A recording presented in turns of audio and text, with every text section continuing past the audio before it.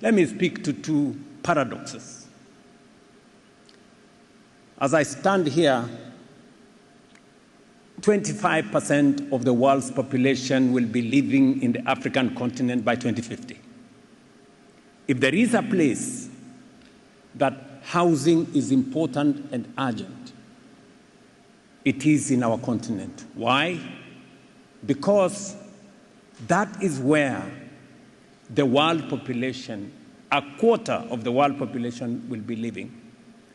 And 70% of that population will be living in urban centers. And therefore, housing becomes a central pillar of how the world will look like in the future. And that is why it is important for this meeting to focus on two items. We have a serious paradox.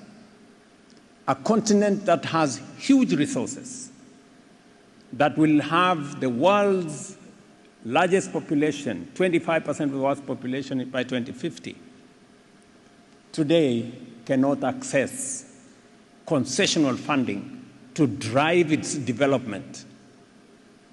Much more important, housing, because today African countries and emerging economies pay 2, 3, 4 times more to access development financing because of elements of risk. We need to correct this paradox, and that is why we have said there is urgent need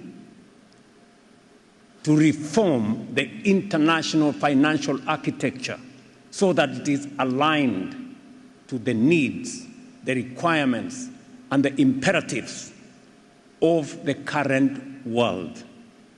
Most of our countries did not exist in 1945 when the Bretton Woods institutions were established.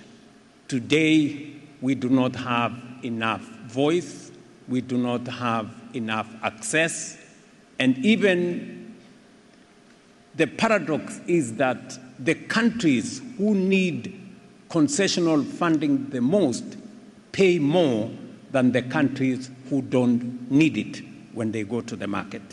That has to be corrected. And that is why we are of the firm position as African countries that we need the reform of the international financial architecture so that it represents the exigencies of the present.